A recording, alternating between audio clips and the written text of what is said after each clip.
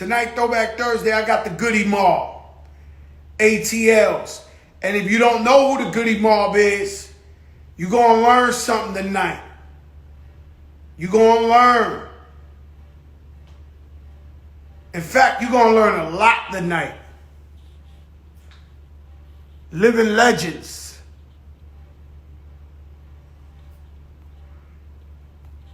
And so you're going to learn about some living legends. Kathy Romeo, what's good?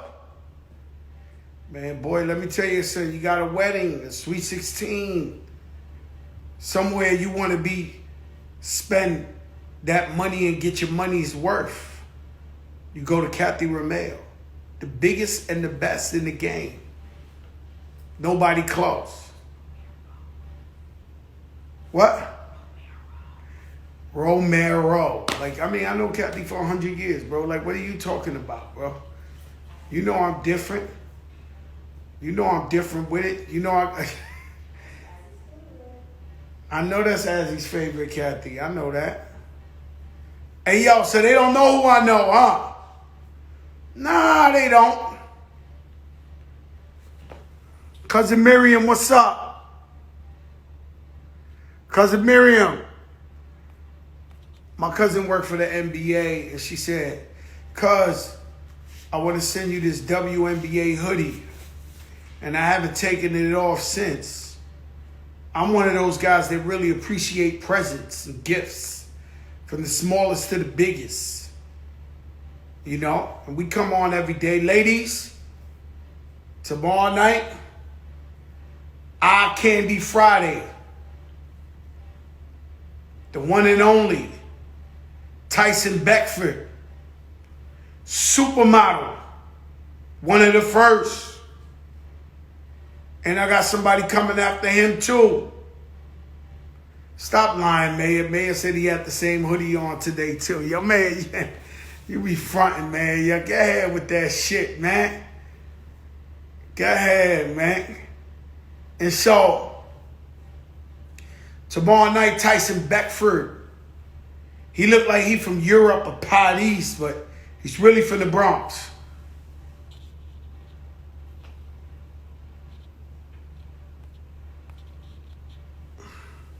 ATL's own Goodie Mob. And so let me tell you something about the ATL. I've always wanted to live in the ATL. Every time I go to the ATL, I feel at home. This is since the 90s.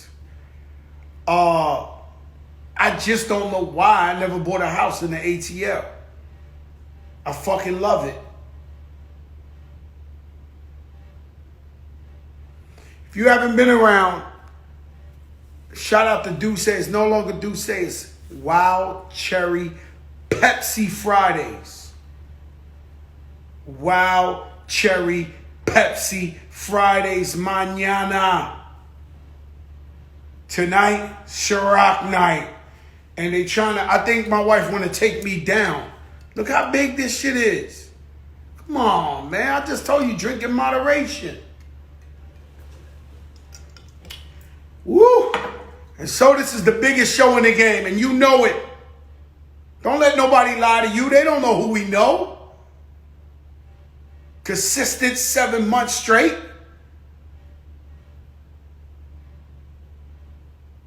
ATL, I remember that Freak Nick. Freak Nick was crazy out there. I've never been to the ATL and not have fun.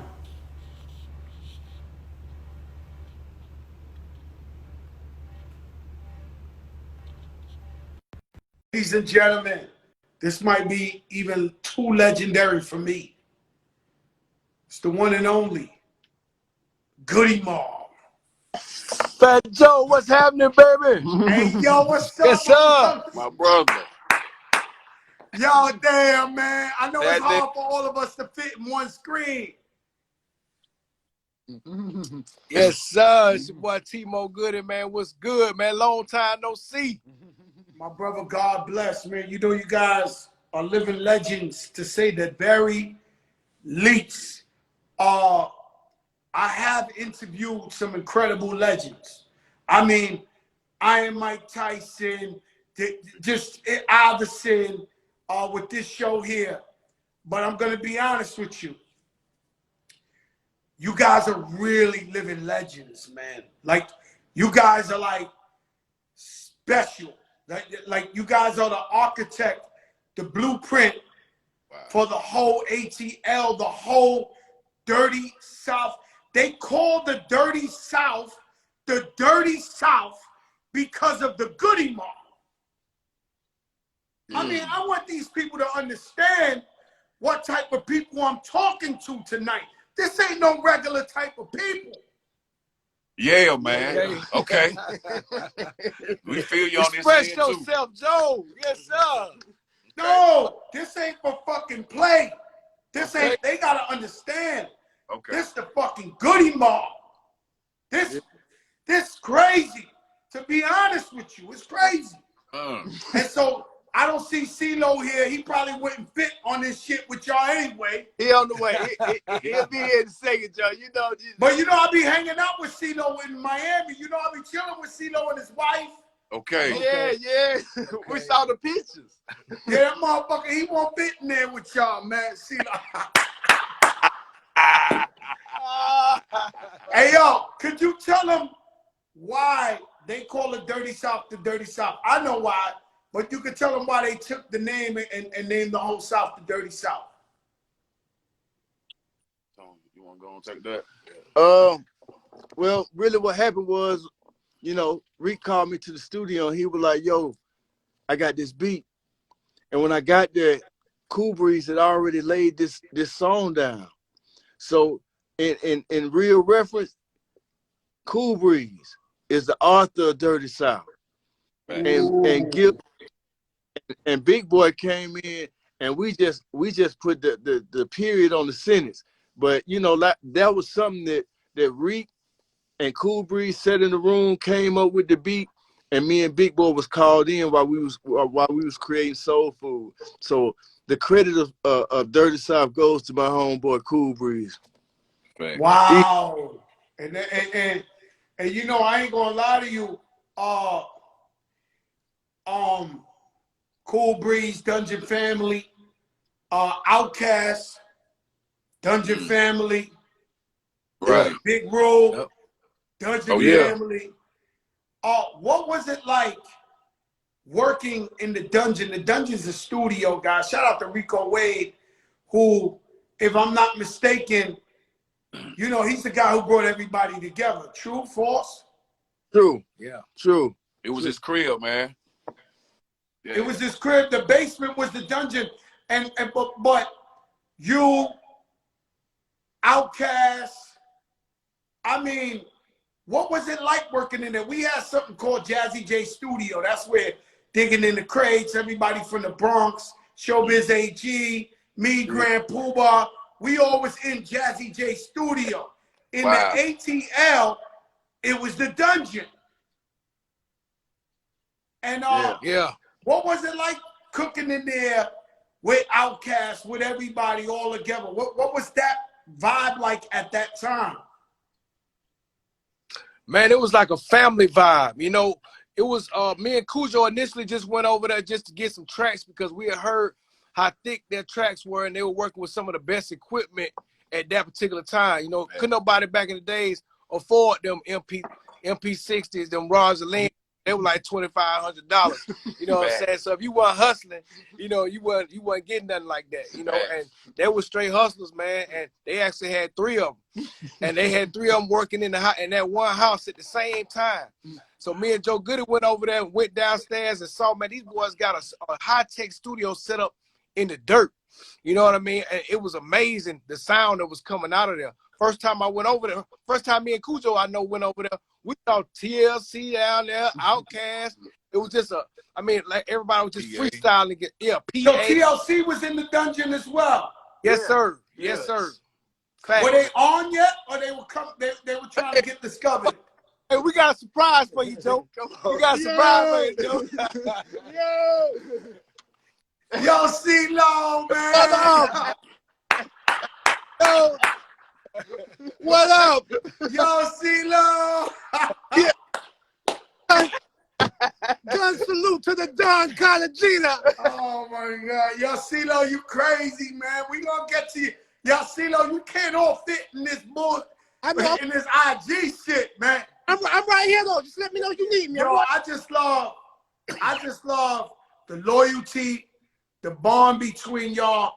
Just like with my Digging in the Crates family, shout out to Lord Finesse's in here. Whoa, Same thing, when they call me up, I salute and I come right to the studio and do whatever I gotta do. Word. And that's a testament to y'all, because we gotta show people that we can actually stay together no matter what. That's and right. Be brothers. And you know, to somebody like, let's just say, because you all legends and stars. And then we got CeeLo, right? Who go in TV shows and fucking CeeLo, right? And but he's still here with y'all. No, this for is sure. fucking beautiful. It is. CeeLo, tell me about that, man. Like the bond between y'all brothers and all that. Tell me like, what makes y'all family together and y'all always stay together and y'all started together? You know, how was y'all able to be together now, 2020, throughout all these years? Well, you know that the saying that the tree is only as strong as the roots. You know, I think it really takes on a literal meaning. You know, that it truly embodies that concept of the family tree. You know what I'm saying? Like, you know, and it's an enduring thing. You know what I mean? Of where, you know, this is where we start. We start from the dirt. We grow up toward the sky, branch out in different directions, endure all of the seasons. You know what I'm saying? You feel me? And giving life, giving oxygen in the process. You know what I'm saying?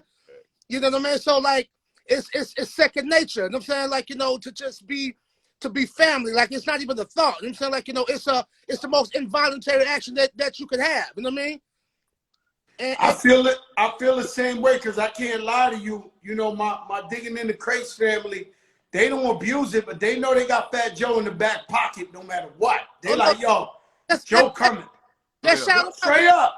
You already mentioned the God, Lord Finesse. We got to shout out Showbiz and AG, Diamond. You know what I'm saying?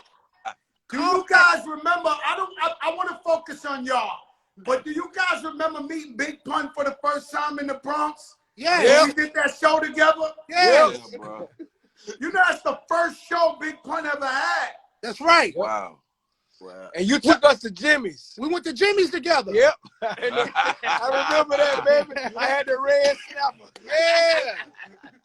Yo, listen, man, because we've always loved you guys. I told Dre of Cool and Dre said he started making beats because of the Goodie Mob. So let me be clear. He started, you guys, he couldn't even talk when I told him I was going to interview you guys tonight. He couldn't even really speak. Like, if he so couldn't believe it, right? Wow. And so you guys were more of a hip-hop, like a street hip-hop, than even Outkast. So you guys got accepted in New York before even Outkast. That's right. Yep. Because your sound was more like a underground. I don't want to say New York, because y'all rap the ATL hard, but y'all had that hard shit. And but Joe, we had a relative though. Like, we just feel like we the bottom end of the East Coast, so it's still relative. Yeah. You know what I'm saying?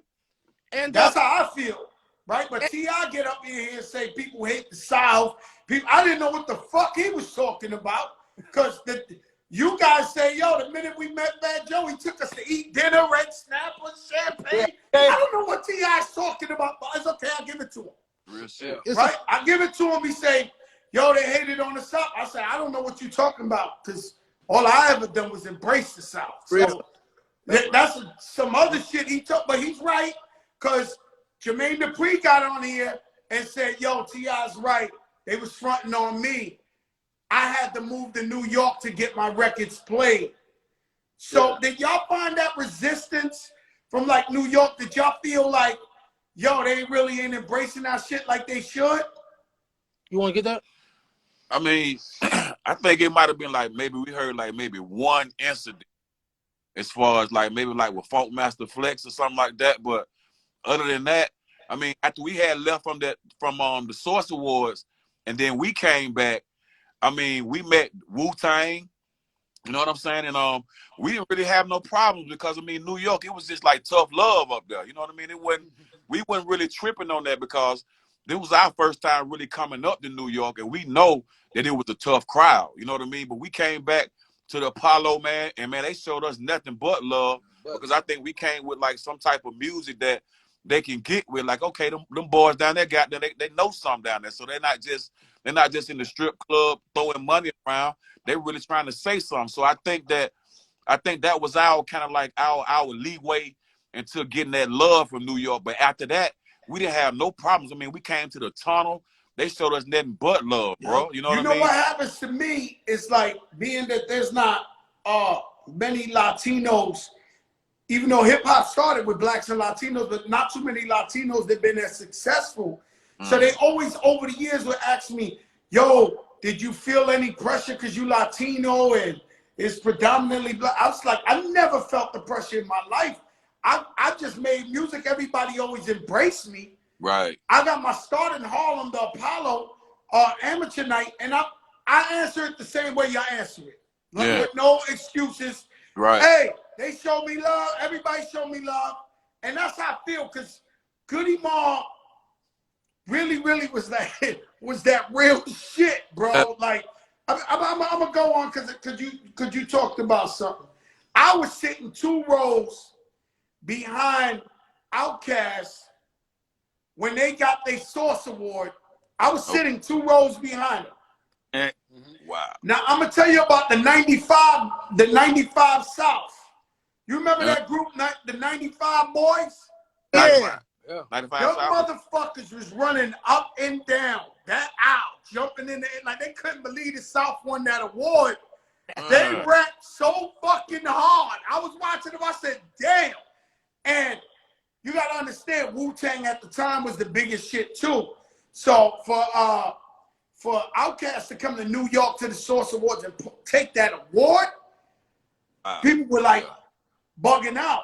But were you there at that Source Awards when Outkast won that award? Yeah.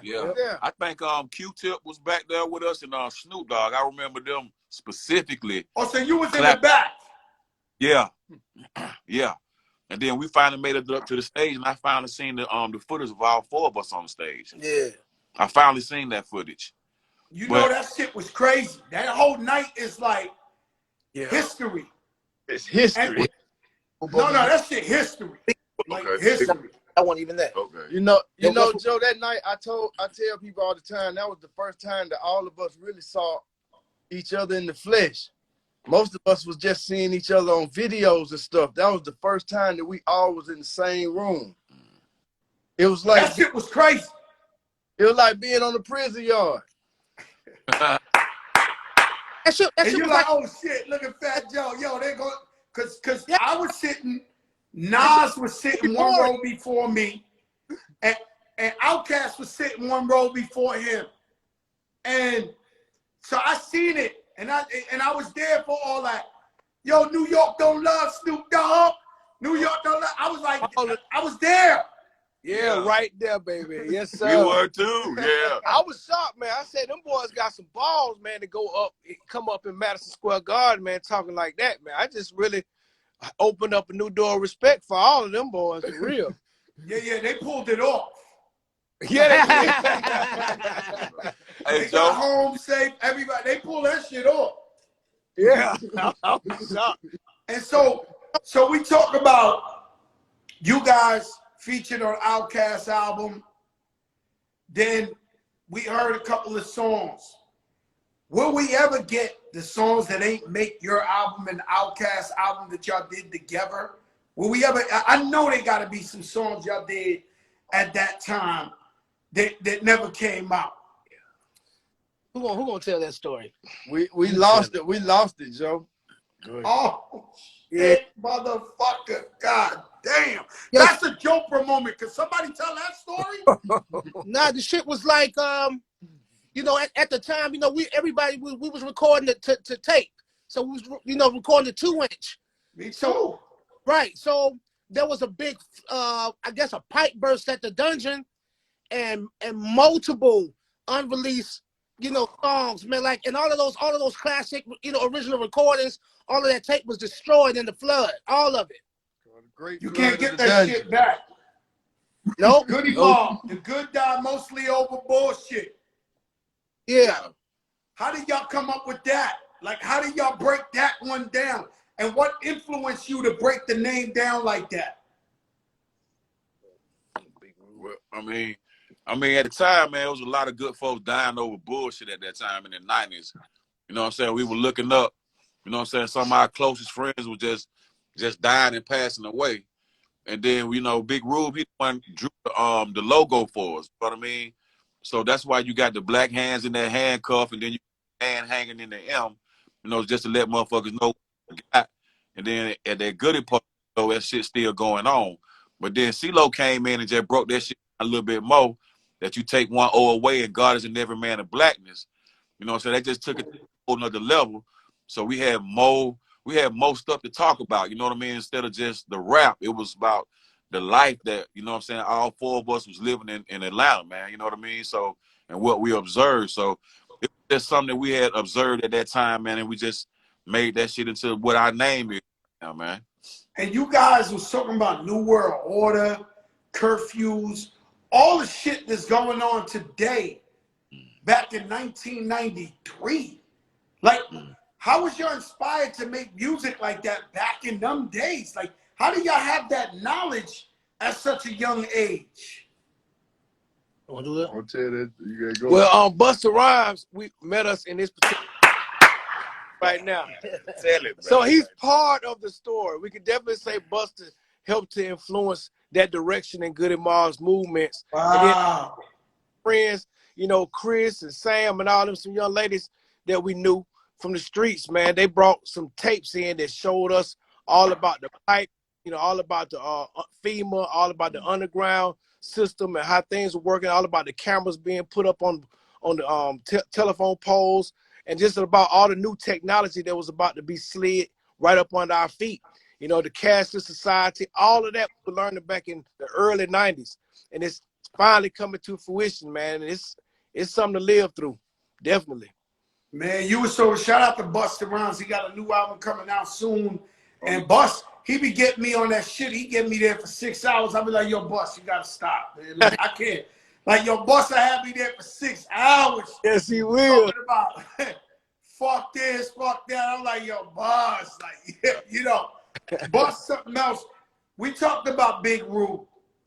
Big Rube is featured on all your albums doing the poetry, but talking that shit, like they say, the 13th number is a lie because Jesus had 12 disciples and made them 13. I mean, Big Rube, so people could see what we talking about. They got 21 Savage, got Morgan Freeman on his album talking that shit. Yeah. And it was just revealed that Big Rube wrote that shit for Morgan Freeman. Yeah. Wow. Yeah. I didn't know that. Yo, he wrote that shit, the Snitch, a Rat, all that on 21 Savage album. Tell us about Big Rube and how he was a collective with the whole family and the crew. And just tell me, what was it like making music with Big Rube? Big Rube, you know, he was like our resident poet. You know, he's a dynamic individual because at the time he was one of the first one of us that was hustling and getting some money. So he's the one that bought all of the initial equipment. He bought the first MPCs and things of that nature for Rico. Wow. So he's basically, you know, the financier. You know what I'm saying? You know, but he was wise beyond his years. You know what I mean? And a lot of us were straddled over the fence at that time. You know what I mean? Like we was transitioning over into, you know what I mean, like the legitimacy of what we become. You know what I mean? Like it really had a sincere aspiration, you know, like to do music. You know what I mean? Like, and so a lot of us we took each other, we got up under each other's wings, man. Like the dungeon was like shelter. You know what I mean? Like for at-risk youth. That's the way Rico Way opened up his. That's right. You know what I'm saying? But anyway, Root was always there. He was just always wise and well spoken and eloquent. You know what I'm saying? And it was something charismatic, you know, and compelling about him to where even us being a bunch of knuckleheads, we all found the patience, you know, to sit and listen. You know what I'm saying? And he's an artist, so he illustrated the original Goodie Mob logo. He's a brilliant individual. You know what I'm saying? You know, matter of fact, I just got an email earlier today. I just listened to the new Big Loop intro for the new Goodie Mob album. Yeah. It's brilliant. You know what I'm saying? So hey, hold up. We got some hits. Don't go there. We're gonna plug the album to death. Don't go to Survival Kit yet. Don't go there. We still got some shit to talk about, man. Hold up. All right. 93 to 96. The Olympics. The man unfortunately blew up the Olympics. But the soundtrack at that time was you guys. What was it like being in the and rest in peace, everybody, but what was it like when that Olympic tragedy happened? And you guys the king of Atlanta at that time. Your music dominated, you the sound of that time. What do you remember about that time? Come on, Gil. What do I remember about that time? Atlanta was a slower pace then. It was a real slower place. It was kind of like, it was a small town. It hadn't bubbled yet, you know? And then it was like, once the Olympics came, I think that's when the world fell in love with the strip club culture. I think that's when the world understood what was the special thing about Atlanta's nightlife. And it was the culture of Atlanta. It was the nightlife of Atlanta. It was the Southern pride. It was the way we grew up. I think the world now was able to come in and see Atlanta for what the special jewel it was in the South. So to me, that's what we get the music from. That's why when you heard the Outkast first album and they started talking about the different neighborhoods and the different things we talked about, the soul food place like Bankhead Seafood, we made everything around us our template. Our template. Yeah. I love that restaurant, bro. Every time I go down there, me and Diamond D, you talk about the one with the fish on the top. Yeah. Where they got that sweet potato mash. You already know. Oh, baby. Yeah. Yeah. Yes. That shit there, right? So I turn around and I say, so the sound is changing, right? And the younger ATL guys are going in and they're going on fire. I think you guys was talking more conscious and Outkast was having a good old time. I think it was maybe T.I. who was the first to start talking that drug dealer trap shit in the ATL. Am I correct? Well, go ahead, Joe. Nationally. It was, yeah. I mean, to get it off like that on a record label like that, but you know what I'm saying, you got to get up to the ones that was out there doing it way before it was, you know what I'm saying, considered as a commodity that can go platinum or gold or something like that. But you got other people out there that were doing it, like Ghetto Mafia. They was doing their thing out there. And the Hard Boys, they was doing their thing down here in Atlanta. But they was on, like, independent record labels. You feel what I'm saying? But, like, when LaFace came up in here with that major record label, they was able to push Goodie Mob and whatever was able to get up in LaFace to get pushed to the world, to the masses. But most love to T.I. because, I mean, his grandma was in the same neighborhood my grandmother stayed in. You know what I'm saying? In Northwest Atlanta. So he definitely from that side, zone 1. And we ain't got nothing but love for it. That's why we had no problem with him saying that he wanted to be the king of the South. That's cool. Right? We don't have no problem with that. I mean, ain't got a problem with that. So I asked him, why you call yourself the king of the South? He said, because I said so. All right. Hey, if that's what he want to do, it's all wood. We the mob. You feel me? I said, okay. I said, chill. I don't want no smoke, P.I. South, you gotta have that type of confidence coming out the South because you had goddamn rap a lot Then you had goddamn Luke down there. Then you had, you know what I'm saying? You had all them type of folk coming out squeaky. You had 666 Mafia. So you had to have some goddamn confidence in yourself. So that the next best thing you can do is call yourself the king of something. You feel me? So, I mean, Tony Draper, people don't know that was my man. Oh yeah. So, you know, Tony Draper used to come to New York and hang out with me all the time.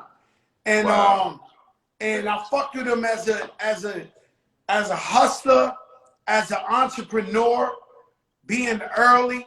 You know, 8 Ball MJG, those is my guys. Forget about them, boy. No Yeah. doubt. You know, 3-6 Mafia, those my guys. Like, I've been in Memphis with them.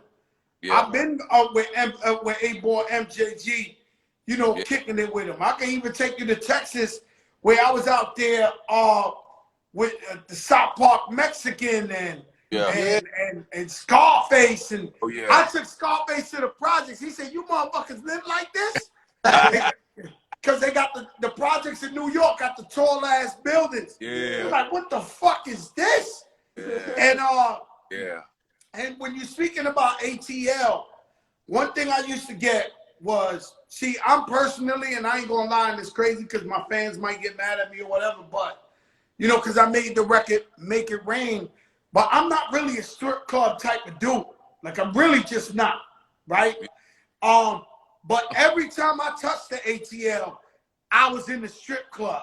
And every time I was in the strip club, I would learn some new music.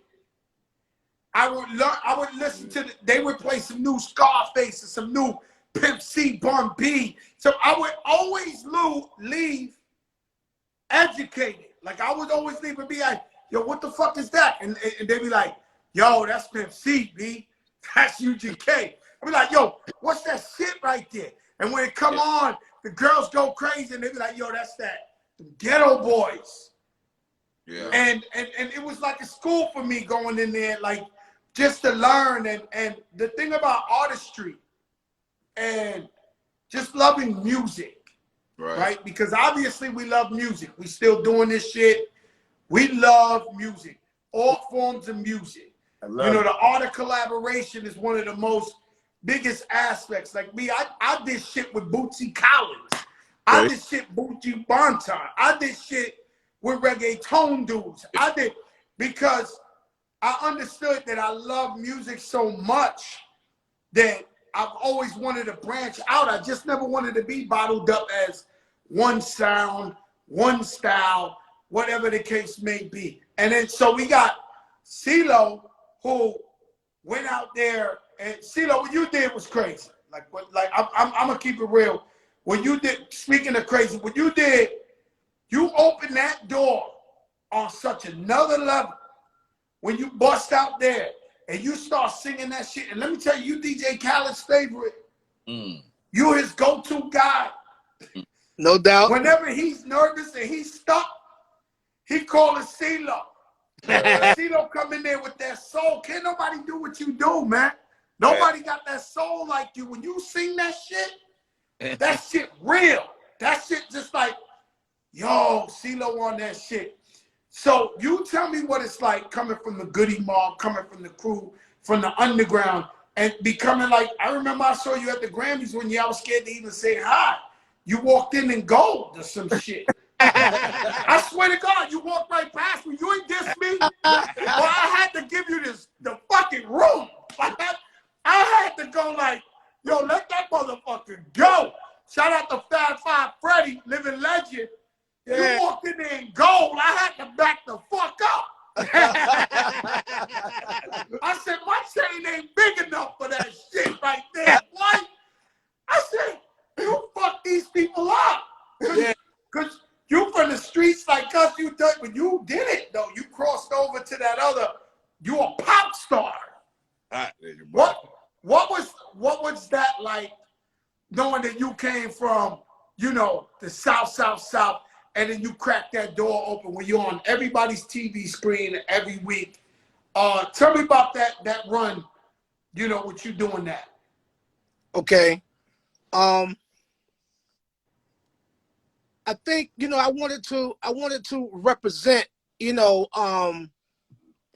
our better interest, you know, to the best of my ability. You know what I mean? I really was inspired by the individuals, you know what I mean, around me as well. Like I felt like, you know, if we were going to compete, you know what I mean, that, you know, every crew, you know what I mean, like, you know, should have their signature. You know what I'm saying? Like, you know, so I felt like, you know, we likened ourselves on a number of occasions to the X-Men. You know what I'm saying? Like the mutants. You know what I'm saying? You feel me? Like meaning that we could become other things, like real life superheroes. Like, you know, so I wanted to represent the collective, you know what I mean, like in the grandest fashion, basically. You know what I'm saying? I had these really vivid, you know what I'm saying, like dreams and ambitions about what, you know, I could do. And I knew that I was endowed with an audacity. You know what I'm saying? You feel me? Like, you know, I was up for a win, lose, or a draw. You know what I'm saying?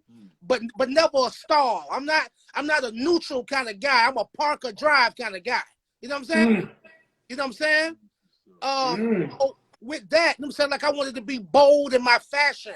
You know what I'm saying? Like, you know, or bold in my movement and brave about, you know what I'm saying, like what I felt like I was licensed to do as an artist. You know what I mean? So I did realize within myself that these you know, these notions, these you know, these ideas, you know, I could you know, I could turn those thoughts into things. I can make them tangible, you know, which is a talent within itself. You know what I mean? Like, so I did realize that it couldn't have been in vain. You know what I mean? Because it was too often, it was too consistent, it was too overwhelming and abundant. Like, you know, my cup runneth over with creativity. You know what I'm saying? So I had to be able to showcase that in different kind of formats, like be able to compartmentalize and do what we do here as Goodie Mob, but then have the opportunity, like with the proper support system, to extend from that. You know what I mean? Like, you know, and I always say that, you know, we could never be severed, but what we were able to accomplish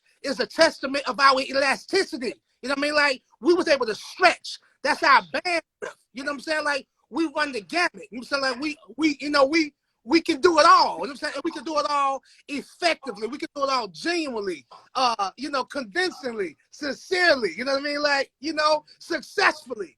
And so these are large, and that's a part of my energy coming from where we coming from. You know what I mean? And just on something on culture and on community, I really wanted to show what we're capable of. I really wanted to embody and embellish on what Black excellence is all about, what Black business and what Black entertainment is all about. This is what we are capable of if you apply yourself. You know what I'm saying? Like, I have this. Yo, you know what, CeeLo? I'm going to say this now. You probably is about the hoodest guy that ever made it the crossover to crack open that door, bro. Like you come from the mud, the bottom, and you went in there. And let me tell you something, CeeLo. It's funny. CeeLo, we never question your authenticity. The word sellout would never come up. The word I'm happy for that guy would come up everywhere I went. That's Yo, right. I'm happy for that guy. I'm glad he blew. Yo, he deserves it. Yo, he worked for that. Like, that's all I heard. I never heard hate for CeeLo and Goodie Mob. I never heard hate. All I heard was, yo, we happy for him. He did it. You know, and you're still doing it. Now we come to Survival Kit, and we talk about, you know, last night I watched a documentary with my wife about Quincy Jones. And I don't know if you've seen it on Netflix. Oh, yeah. Yeah. And this guy did Frank Sinatra. He did Sanford and Son. Yeah. He did The Wiz. He did Michael Jackson. He did, like, bro. I think it's Barnaby Jones. Barnaby Jones, the Italians. The point is, it couldn't be about money. It had to be about legacy. Why this man won't stop going and won't stop even at an older age, keep performing and going, and that's why we're talking about Survival Kit, the new album.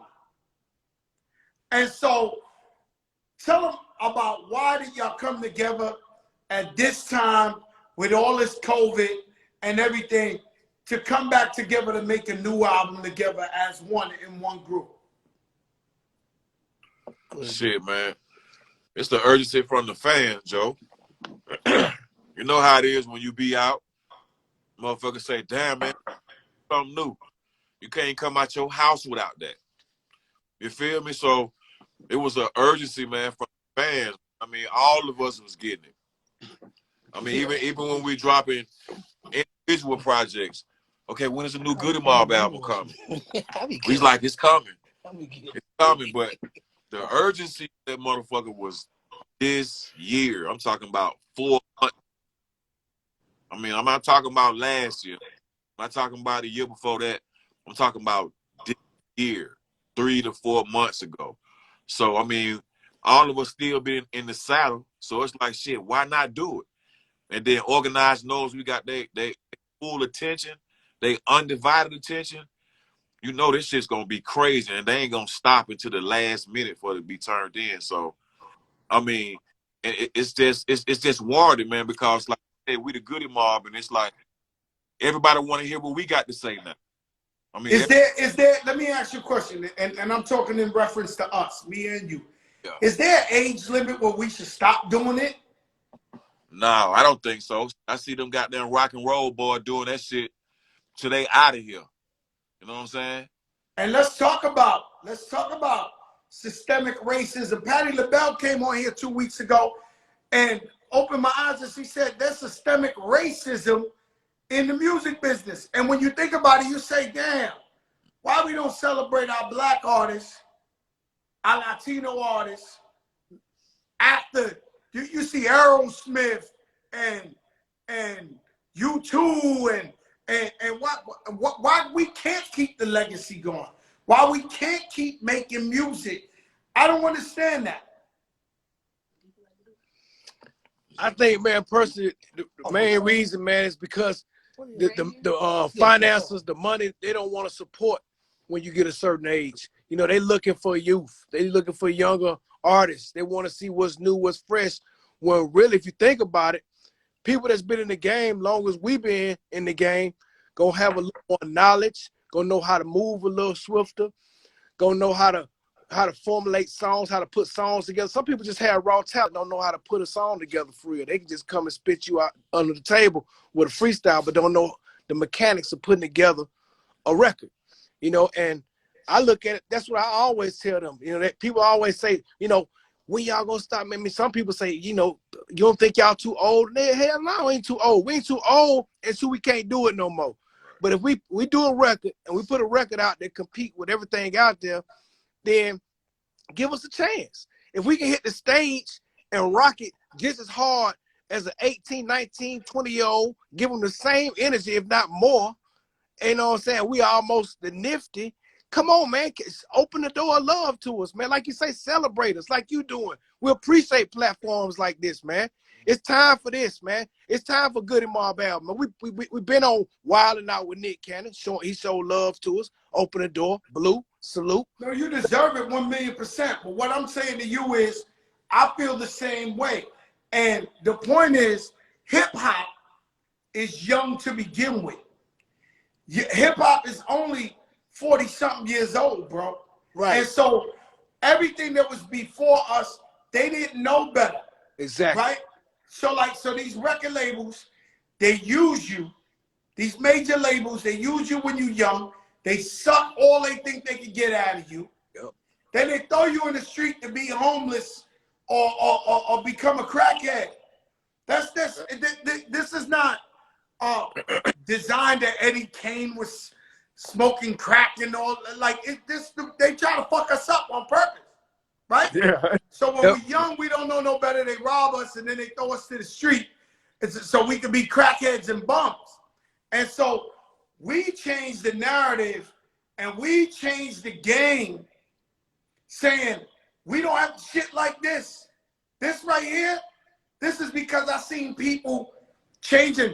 I would watch a doc. If God forbid you guys died, I would watch a documentary that most likely is 90% wrong and be a lie. And I was out here watching all these hip hop documentaries and all that shit was lies. I come from the Bronx. I said, you know what? I'm gonna interview the fucking Goodie Mob. I'm gonna interview Eric B. and Rakim. Well, I'm gonna, you know why? Because all this shit is documented. 20 years from now, 30 years from now, when the young kids come back and they really discover Goodie Mob and how y'all opened it up and y'all the blueprint of it, they're gonna appreciate shit like this. When you talking the real shit out of your own mouth. That's what it's about. I say fuck them. Yeah. Who says ageism in hip hop? I say fuck all of them. We're gonna make music because we love it. There you go. So let me ask you something. If you're an artist that paints and you hit 45 years old, should they chop your hands off and you stop doing art? Hell no. yeah, no. That's a good point. That's what I'm talking about. So I know the single, y'all got Chuck D on the single. Hey. We already know what that's about. Ah. Yo, elaborate, because Chuck D don't fuck with nobody. That's right. He been on this show, but he don't fuck with nobody. Wow. Didn't know He that. don't fuck with nobody, Chuck D. So tell me, how was it like getting Chuck D to rap on y'all shit? Man, that shit was so goddamn hard, man, because I mean, damn, man.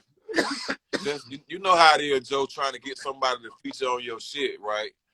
And it's like either they gonna do it or they gonna fuck around, not call you and hit you back like, man, you know, I ain't forgot about you type of shit. You know how that is. But man, this guy right here, I think we caught him a good time because he was about to get ready to travel and about to go on the grid for a minute. I didn't know what this shit meant. He's like, I'm about to go on the grid for a minute. I was like, damn, you about to go out the country with some shit? You got there.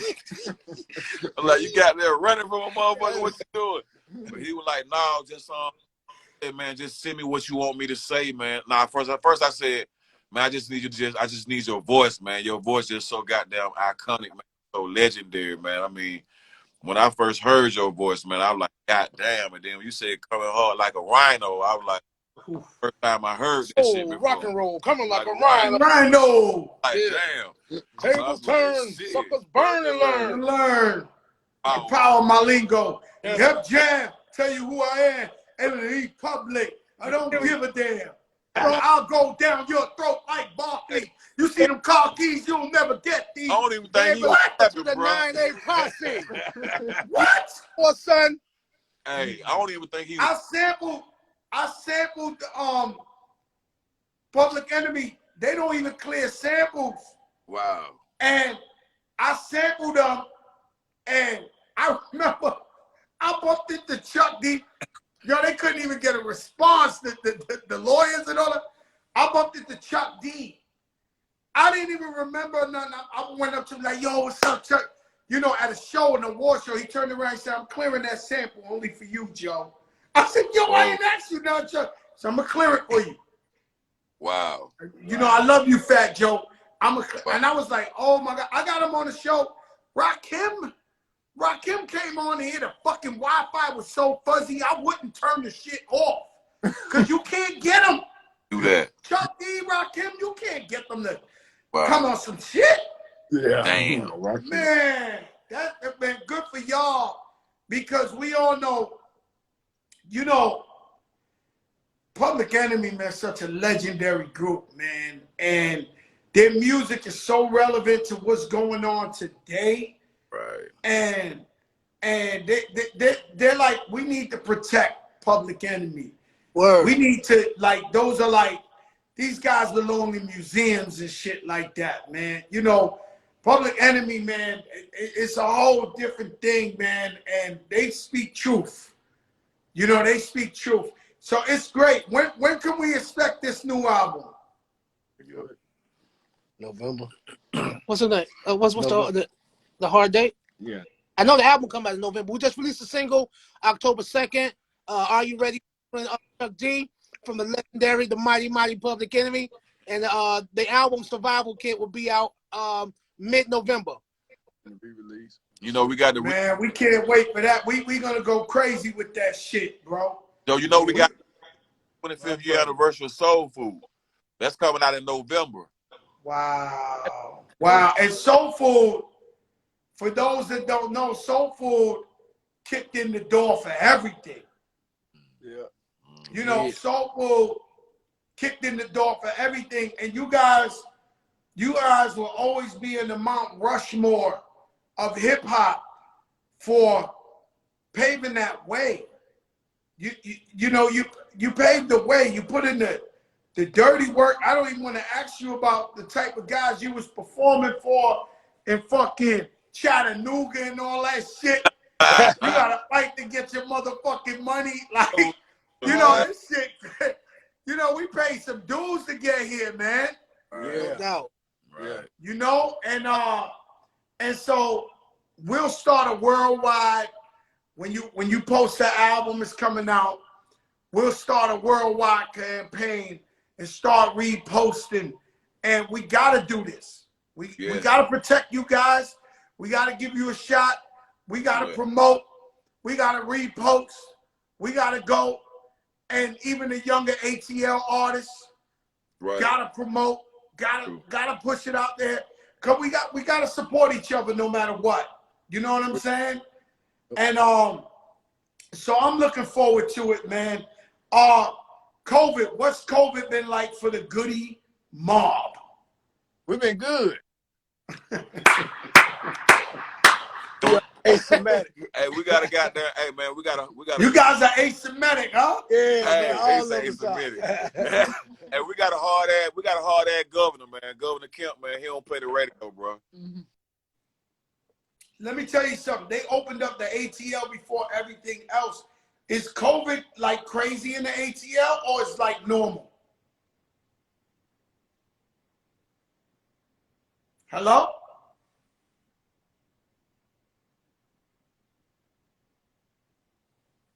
Hello?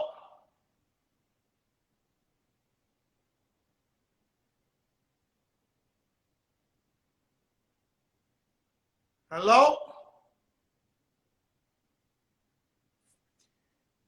I can't hear you. Can y'all hear us? That shit crazy. Hello? I hit y'all back.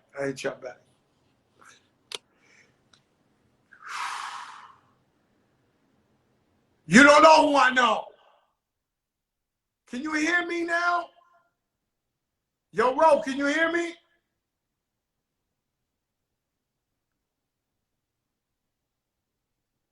Ro Parrish. They said, you loud, Joe. We can hear you. Man, the fucking sound just turned off out of nowhere. Let's see if they come back. Legendary, guys.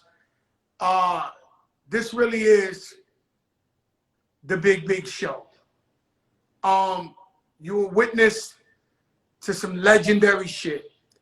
These guys, because they had a song called Dirty South, that's why they call the whole entire Dirty South the Dirty South. These guys set off the blueprint, the groundwork.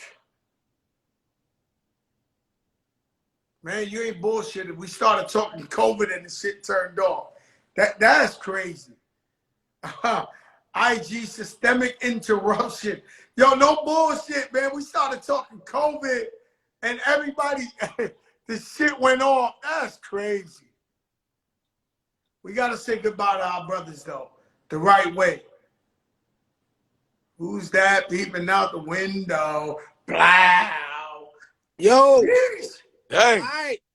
Yo, I don't know. We started talking governors and COVID. This shit turned off. Hey, man, but that shit just locked us down, man. You know what I'm saying? Just locked us down, man, to really concentrate on this album, man, to really get organized noise, undivided attention, man, to really focus on the titles, to really focus on the lyrics, man. I mean, it just gave us the chance to lock in, bro, really, man. But, you know, my condolences to everybody that's been affected by it. And I can't wait till they find a cure for this thing, but they might have it already. But it just motivated us even more, man, to be hood reporters like we are, to give our opinions, give facts about what the fuck going on and how we feel, bro. So that's what I think it done for us, man. Let me tell you something. Are you guys voting? Yes. No. Could you? Oh shit! He said no. No, don't do that one. Nah, I'm on some We'll voting shit. talk about that later, man. We'll talk about nah, that. I'm voting. Nah, stop, man. Stop. Yeah, CeeLo, you voting? Yes, sir. Okay. Listen, guys.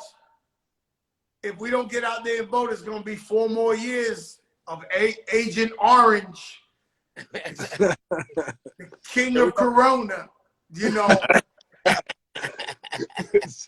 We'll talk out to you about that, man. I got some. It looked too deep to get on IG with it, but Yeah. Don't, because they already. Yeah. All right, let me give you, before I leave, let me give you one last thing I wanted to ask y'all about. Do you have any Tupac Shakur stories from back in the day? Something we might have never heard before. What you got, T? Yeah, I mean, I can say one time I can remember this guy by the name of Ron Bird, man, who was a big time road manager. He was our road manager at the time, and we were doing the Soul Train Music Awards. And I can remember that was the first time I'd ever seen him. He had just got out of jail, and we were walking through, and he came and dapped us down and gave us some invitations to his party. It was $5 million selling party. He was like, man, come on out, man. Y'all come out tonight and have a good time with us. Man, we just got to fight with Biggie them outside. I'm like, damn, for real, you know. Hey, we good with Biggie, you know. Damn, that's fucked up, you know what I mean? I'm like, whoa. So Nas, like that song we be talking about Nas walked right by, you know what I'm saying? He walked right, all that stuff, man. I'm telling you, it was that song. And we ended up going. I tried to get them to go with me, man. They would not come to that party with me. They had some girls, they were chilling, man. There wasn't nothing wrong with it. You know what I'm saying? Smart guys. We ended up going to the party. Everybody was walking back the opposite direction. So we asked, like, you know, why is everybody going the other way from the party? Man, they just got into a big fight. Ron Bird pulled up in front of the entire entourage. Tupac had about 30, 40 cars behind it. And he was in the black Rolls Royce. Suge was in the white Rolls Royce. They were sitting there contemplating where they were going. Ron Bird pulled up in front of all of them. Hey, Suge! You'll never believe who I have in the car with me. I was like, oh, God, you know, that one got I want to hide. I said, oh, man. He said, I got T-Mo from the group Goodie Mob. I was like, whoa, man. That man, Suge You'll get to talk about he would have managed you, signed you, all type of shit. Okay. Suge was like, man, I love you guys, man. You guys make great music, man. Y'all come out with us. And Paul was like, yeah, man, y'all follow us. We're going to the sanctuary. We get to the sanctuary. Man, Suge, it was a big line, a big crowd of people in the front. I guess everybody's trying to get up in there. Paul was like, man, I don't even feel like dealing with all that tonight. Suge got us, said, man, don't worry about it. He had Eric B with him. That's who he had with him. He said, yo, man, don't worry about that, man. I got something for you. Hey, look, man, watch out.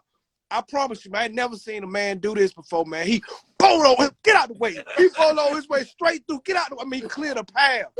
Paul was like, nah, I ain't even going in there with all that, man. Turned around and left, man. On everything I love, man. I never seen a human. When nobody try him either. When nobody try Let me tell you something.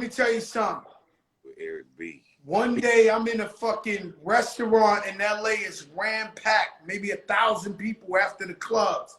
I forget the name. And I'm eating like a chicken soup. The whole place started, everybody's running, everybody's jogging out, everybody running out the shit, girls grabbing their bags, everybody chits. So I'm eating my soup. I turn around. And Suge Knight walks in like 2 deep. He ain't argue with nobody, threaten nobody. They were so scared of this dude. The minute they saw him, they ran out the whole fucking restaurant. Wow. Damn. I mean, Man, this was some shit, bro. Huh? Yeah, he was a scary I ain't catch that. What? Huh? And see what I'm saying? He was a scary. Yeah, he was putting it down. He was rich, he was ruthless, and he had them boys with him. So it was like, Suge was really the real deal, bro. I can't let nobody come, 2020 and not say the truth. The truth is he was the real deal. That's a fact. And I never had no problems with him, but he was the real deal. It's no way around it. Hey, Fat. Huh? You remember that night? What night? That night with Common in California when we did that shit for Sprite. for the Sprite commercial. Oh yeah, I saved. You remember they was gonna y'all see law. You want me to do that? We was just talking Miami, remember at dinner? Yeah, Common had this Ice Cube, but they never caught him. So I'm going to do a commercial for Sprite, and you got Mac 10 and all the Bloods, and they was down with Ice Cube. Yeah. They bump into Common, and then they like, basically, I'm not saying names or nothing. They was gonna kill Common. They was gonna kill Common. The real fucking talk. They was somebody, not Mac 10, no, just illusional. They was talking that shit. Damn. And they said it to me, but I started with Common in Relativity Records in 93. Like, this is my man. I went to Chicago with him for the first time. Yeah. So I heard it. I was like, yo, y'all can't do that. And they looking at me because these guys are crazy. They looking at me like, yo, Crack, mind your business. We've been waiting to catch him. Damn. And I said, because Ice Cube the Don. So they couldn't wait to do something. So Common standing there, and I said, yo, listen, bro, I can't let y'all do that. This is my man. This my man. I can't. I'm sorry. So I tell them because I respect them, and they my brothers to this day. That's my family. But I couldn't let him do it. Yeah. I just couldn't let him do it. And then I grabbed Common and I made the piece on the spot. They made the piece, and he went home safely. Common to tell you this story. He said it publicly before. Yeah. It's a true story. It's true. Right? Yeah. And as crazy as Fat Joe may think he is, I'm always for peace first. Right. There's a picture. No, it's true. Now we know. There's a picture right now that came out yesterday. Nick Cannon and Royce the 5'9". Who you think got that shit to happen? Wow. Right here on this show. Nick Cannon said, yo, I'll get peace with Eminem and them. Now, I'm not saying I did it, but I spoke to Royce, and Royce said, yo, Joe, you think we should do that? I said, yes, you should. I got on the phone with Eminem. I said, yo, I think we should have peace. Y'all both beautiful people. Y'all brought so much to the culture. All this other beef and shit, that shit whack. That shit whack. And I'm not telling you I made that up, but I definitely seen a picture with Nick Cannon and Royce the 5'9" yesterday. That's dope, bro. And that's about, it's big up them, but that's what it's about. Peace. Shout out Organized Noise on the, yo, bro, we had Fat Five Freddy on here, Eric B, Cool and J. The fucking planet Earth has been commenting on this. This is legendary shit. Listen, CeeLo. Yo. I remember you told me about the first time you met me in New York. That's right. We want to go there? Man, it's such a dope story though. Like, we was doing, what was the venue? Grandma Funk. You remember that? I can't remember the name of the venue, but Joe, we coming up it's this tall flight of steps. It looked like 100 steps. We may have been on the 20th step. You know what I'm saying? You was at the top. And some motherfucker, I don't know what he did, Joe.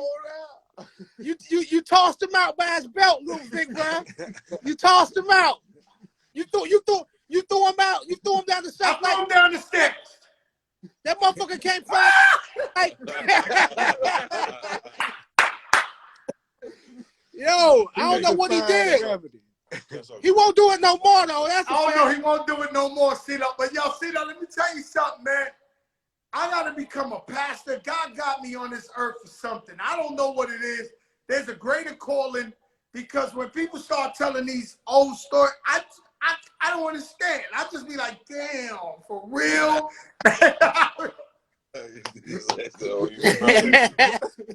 Yo, I love you guys, man. I'm here to support 1,000,000%.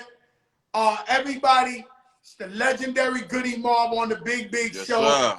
Stay safe, y'all. Yo, love Joe, y'all, man. Wear your mask and bump. Yeah. Right, it's dope for the people to know we King. We love you. We respect you. We love each other, bro. Yeah, you We did, love man. each We other. appreciate you, Joe. God bless you. No doubt.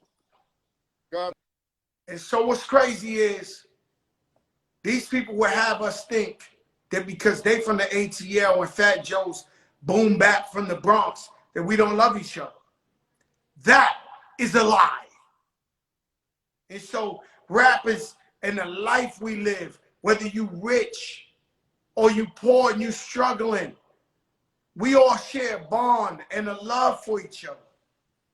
When I went to Prodigy's funeral, they had a band and they were playing Shook Ones. The big bad Fat Joe walked in crying because I love him and I ain't get to tell him. And so you got to understand, we are one big alma mater. We are one big family. And we all do love each other. East Coast, West Coast, Midwest, South.